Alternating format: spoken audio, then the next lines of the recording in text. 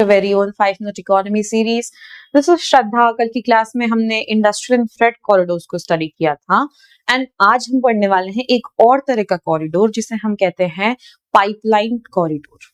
Now see there are certain objects जैसे कि कुछ कमोडिटीज होती है LPG, crude oil, petroleum, natural gas, CNG, ये कंबस्टिबल रिसोर्सेज होती हैं, राइट। इनका जो लॉजिस्टिक है ये इतना एफिशिएंट नहीं है अभी फिलहाल। अब अगर हम बाकी प्रोडक्ट्स को एफिशिएंटली लॉजिस्टिक कर रहे हैं तो इन प्रोडक्ट्स को भी तो हमें एफिशिएंटली लॉजिस्टिक करना होगा, जबकि इसमें तो सेफ्टी कंसर्न भी बहुत प्राइमरी रहता है।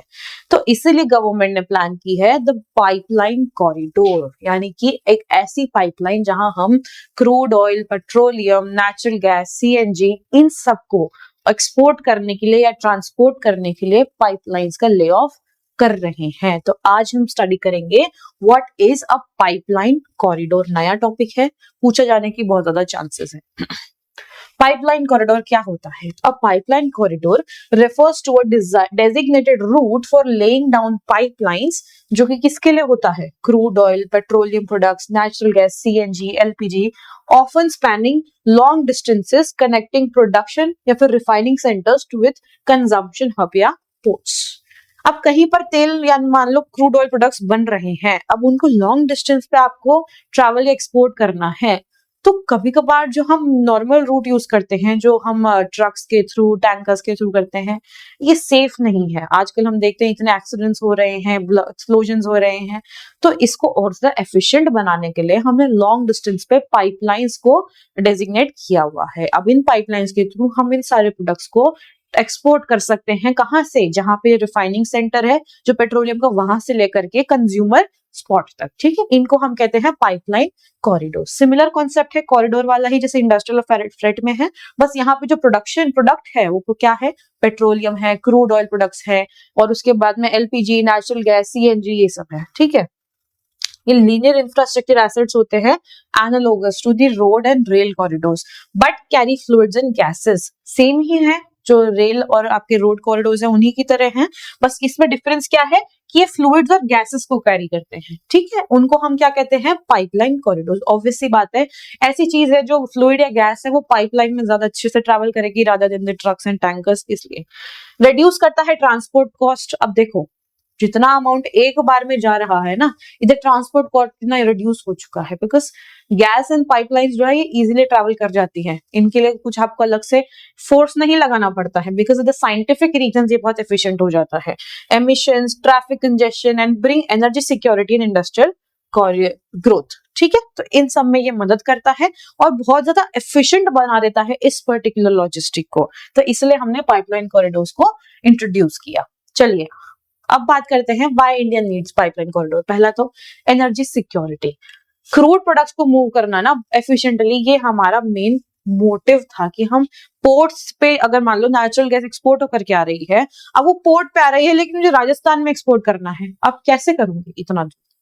और ये थोड़ी सी रिस्की भी हो जाते हैं। तो एनर्जी सिक्योरिटी के लिए हमने क्या किया है? पाइपलाइंस को इंट्रोड्यूस किया है। Cost efficiency. सर एक बार में आप टैंकर में एक कुछ लिमिटेड अमाउंट का पेट्रोलियम या क्रूड लेके जा सकते हैं, तो कितनी बार आप एक ट्रक को घुमाएंगे? एक टैंकर का जो होता है पेट्रोल, वो एक पेट्रोल पंप के ऊपर एक दिन भी नहीं चलता है, तो इससे तो आप पूरे दिन यही करते रहेंगे, ठीक है। तो ट्रांसपोर्ट जो कॉस्ट एफिशिएंसी है वो बहुत ज्यादा हो जाती थी, इसलिए हमने पाइपलाइन ट्रांसपोर्ट को बनाया जो कि चीपर है और सेफर है। चीप भी है प्लस सेफ है हमारे रेगुलर रोड एंड रेल वाले से। फिर है industrial growth. Refineries, petrochemical hub, city gas network, इन सबको ये फीड करता है ना। उनका जो प्रोडक्ट है उसको एफिशिएंटली पहुंचा रहा है, तो इंडस्ट्रियल ग्रोथ हो रही है। फिर क्लीनर फ्यूल ट्रांजिशन। अब नेचुरल गैस पाइपलाइंस जो होती हैं ये गैस बेस्ड इकोनॉमी को पुश करती हैं। अभी तक हमारे पास गैस के ट्रांसपोर्टेशन के एफिशिएंट वेज नहीं थे, तो हम डिपेंडेंट थे पेट्रोलियम और क्रूड ऑयल पर, बट अब जब हमारे पास एफिशिएंट लॉजिस्टिक सपोर्ट है तो इससे हमारा जो क्लीन ट्रांजिशन हो रहा है, क्लीन एनर्जी पे, रिन्यूएबल एनर्जी पे जो ट्रांजिशन हो रहा है वो स्मूदन हो गया है। फिर रीजनल इंटीग्रेशन। ये नॉर्थ ईस्ट को, ईस्टर्न इंडिया को कनेक्ट करती है, यानी कि जो रिमोट स्टेट्स है ना उनको नेशनल ग्रिड के अंदर ऐड कर रही है। अभी भी ऐसी बहुत सी जगह है जहां पे इलेक्ट्रिसिटी नहीं पहुंच पाती थी, अभी भी वहां पे लाइटें नहीं आ रही है गाँव में, तो उन सबको क्या कर रही है? नेशनल ग्रिड में इंटीग्रेट कर रही है, ठीक है। तो इसलिए हमें पाइपलाइन कॉरिडोर की जरूरत है। अब देखते हैं करंट स्टेटस क्या है। तो जो नेशनल गैस ट्रांसमिशन नेटवर्क है इंडिया का, it spans about 16,900 kilometres with design capacity about 500 MMSCMD यानी कि million metric standard cubic metres per day. ये एक यूनिट होती है जहां पे हम transportation of gas and liquid को देखते हैं, ठीक है। तो इतनी आपकी कैपेसिटी है, कितनी 400 MMSCMD, और कितना है डिस्टेंस 16,900 किलोमीटर्स। एडिशन के अंदर 18,363 किलोमीटर की पाइपलाइन नेटवर्क जो है अप्रूव्ड है और अंडर कंस्ट्रक्शन है, और जो ग्रिड जो है it is expected to grow 35,000 kilometre in the coming years. आने वाले टाइम में हम इसे 35,000 किलोमीटर के ऊपर डेवलप करने वाले हैं। अब नेक्स्ट पॉइंट देखते हैं, network of petroleum product pipeline जो है ये 14,1600 किलोमीटर ऑपरेटेड किया जाता है by entities like India oil, IOCL। Basically इसको ऑपरेट करने वाला कौन है? IOCL, विथ थ्रूपुट कैपेसिटी, कितनी कैपेसिटी पे?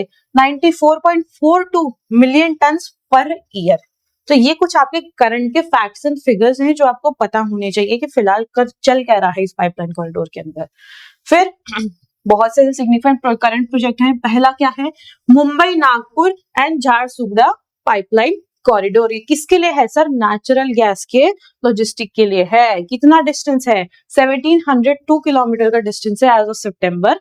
अबाउट 1440 किलोमीटर जिसमें से रेडी है फॉर गैस इन, और फुल कंप्लीशन जो है वो कब तक का टारगेट किया हुआ है? दिसंबर 2025, यानी कंप्लीशन के ऊपर ही है ये एकदम, ठीक है। प्रपोज इन्वेस्टमेंट कहाँ है? तो नॉर्थ ईस्टर्न इंडिया में है, कश्मीर के अंदर है। इन्वेस्टमेंट ऑफ अप्रॉक्स $4.9 बिलियन, यानी कि 41,000 करोड़ का इन्वेस्टमेंट अभी हमने प्लान कर रहा है for natural gas pipeline infrastructure. देखो हमें ट्रांजिशन करना है जल्दी से जल्दी, हमें SDGs पूरे करने हैं, जरा NDCs, ठीक है। तो इन सबको पूरा करने के लिए ट्रांजिशन टू क्लीन एनर्जी बहुत जरूरी है, इसलिए हम जितना जल्दी हो सके इस पाइपलाइन के ऊपर इन्वेस्ट करने की सोच रहे हैं।